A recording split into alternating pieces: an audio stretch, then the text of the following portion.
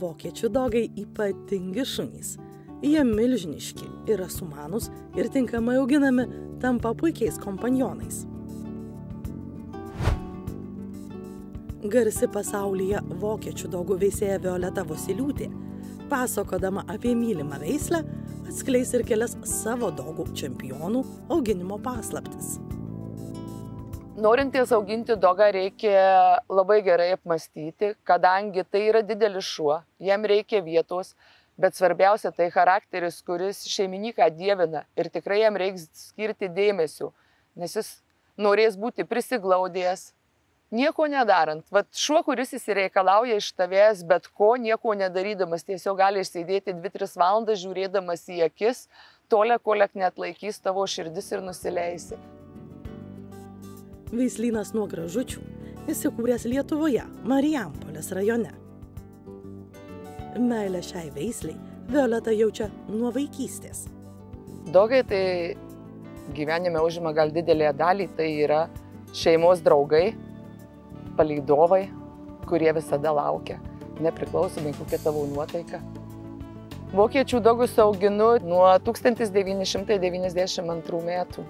Aš laikau rudus ir tigrinius vokiečių dogus. Mūsų veislyno pavadinimas yra nuo Gražučių. Tai reiškia, kad gražus ir nuo gražaus žodžio. Bet jeigu būčiau galbūt gyvenime žinojus, kad tai tuo laiku nežinojau ar nepaaiškinau niekas, kad bus tai šunų pavardė, būčiau rinkusis kitokį, kadangi užsienį neištarė to Gražučių ir nemoka parašyti, tai būna daugumoje šauktukai sudėta vietoj lietuviškų raidžių ir tai sunkina jo. Nu, bet yra taip yra.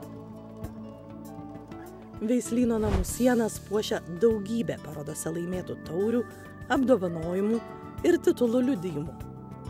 Violetai pavyko iškelti Lietuvoje veisiamus rudus ir tigrinius vokiečių dogus į ypatingas kinologinės aukštumas. Mūsų veislyno šunys turi gal visus surinkę aukščiausius titulus, kokius galima įmanoma turėti. Mano veisimo kalė Kiara išlošus vokiečių dogų Europos visą parodą Belgijoje. Turim pasaulio čempionus, turim Europos čempionus, turim tarptautinių grožio čempionus, klubinių parodų nugalėtojus. Gal jau nelikė to stimulo, ko siekti, dabar svarbiausia išsaugoti tą, ką turime. Namuose 5 Europos čempionai pragyveno, josios močiutė ir prosenelė Europos veteranų nugalėtojus išlošė, tai parodo, kad dogas ne tik ilgai gyvena, bet jis dar puikios kondicijos, ekspresijos ir pritraukia teisėjų akį. Josios prosenelė išlošė Lenkijoje, būdama 9 metų, išlošė geriausią veteraną visos parodos ir gražiausio šuns 2 vietą beste. Tai buvo visiems kažkas tokio, prancūzas teisėjo Austrai, kad puikia kondicija, kuri kalė sena plošė jaunus šunis. Čia yra pasaulio jaunimo čempionė, čia yra Austrijoje 2019 Europos jaunimo nugalėtoja. Violetos išveistų šunis specialistai iš kitų išskiria pagal specifinius požymius. Ekspertai labiausiai vertina, šunys turi labai gerą judesį, gražiai juda, turim labai gražų gulbės lenktą kaklą, eleganciją, gražūs priekiai, patys kūnai tvirti, sudėti. Tipas yra vidutinis, nei per daug lengvas, nei per daug užmastifitas, tas vidurėlis. Mano šunys nėra labai didelio temperamento, namuose yra ramūs. Laukia išėjus taip energingi, nori 15 minučių, 20 tos energijos išsilieti, o po to ramiai pasivaikščiant šalia, pasiuostinėjant nėra. 15 minučių adrenalino taip, kai prasibėgs laukais, norisi. Sakyčiau, daugiau ramaus charakterio. Tituluočiausi dogai nuo Gražučių. Išmokyti parodų ringuose, gražiai stovėti, beveik neliečiant vedliui.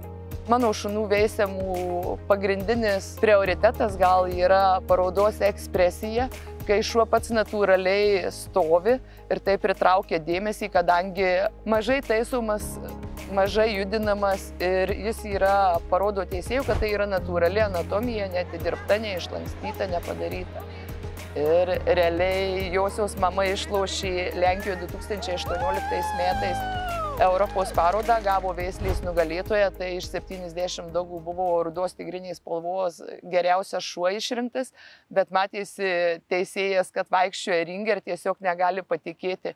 Gulbės kaklas ir šuo nuo hendlerio stovi 1,5 metro vienas, niekas neliečia, niekas nejudina. Sėkmės paslaptis mokant tokios stovėsenos stiprus šeimininko ir šuns tarpusavio ryšys. Violetos šunys pasivaikščiojimo metu net atsegus pavadėlius grakščiai vaikšto nenutoldami nuo šeimininkės.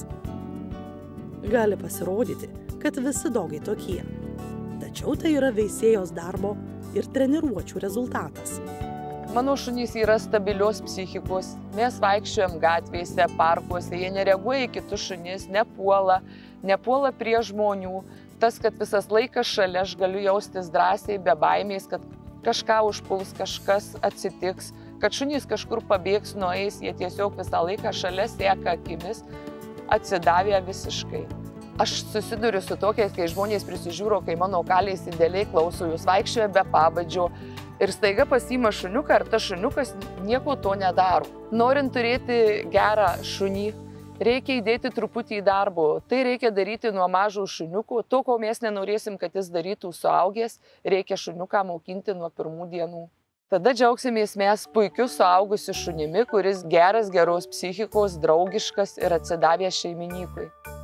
Maži vokiečių dogai mokosi greitai, tačiau Violeta perspėja. Imlus labai mokymam viską, bet žmogus turi nuspręsti, ar jis turės tam laiko. Bent vakare 2-3 valandas tai tikrai šuniui. Auginant vokiečių dogų šuniukus reikia ne tik kantrybės, nuoseklumo, bet ir specifinių žinių, sako prityrusi veisėja. Jis auga viskas normaliai, tiek, kad reikia papildų, iki užauga 6 mėnesių, nes jau greitas augimas.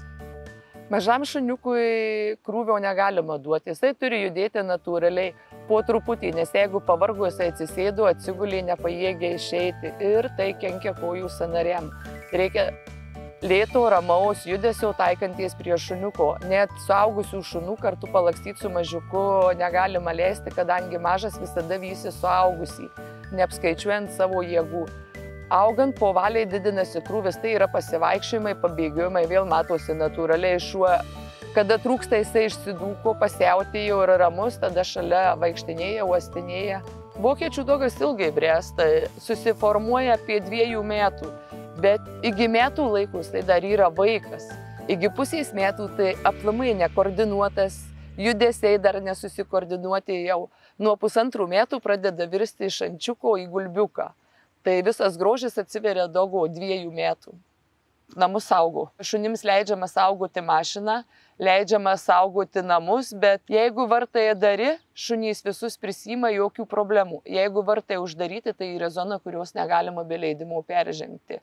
Mieste auginti tokį šunį tikrai įmanoma, kadangi jam krūvio reikia nedaug, jisai miega. Jeigu leisim, pradedam nuo to miegoti ant sofos, jisai tai rimtai pasirinks. Išėjimas tas apatyje ir išėjai, jisai džiaugiasi, kaip 100 metų tavęs nematęs, tai yra 5 minučių, va tas judesys, temperamentas, kada jis tavęs pasiilgės. Bute gal didesnis pliusas negu name, kadangi bute žmogus priverstas išeiti, vaikščioti ir bendrauti su šuniu. Name gyvenant žmogus labai lengva pradarė duris, šuo išėjo, atliko gamtinius reikalus, parėjo, nėra to kontaktų. Svarbiausia gyvenant name, nepamiršti bendrauti su šunim, pasivaikščioti, įsigyti kontaktą, pažinti šunį. Siekdama išlaikyti veislinę pasiektą kokybę, kaip puikiai ne tik išvaizda, sveikata, bet ir charakteris, Violeta kruopščiai planuoja kiekvieną būsimą vadą.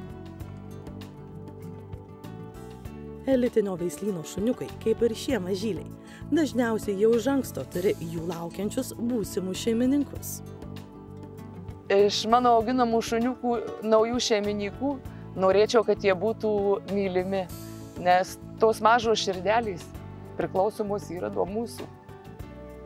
Kad būtų šeimos draugai.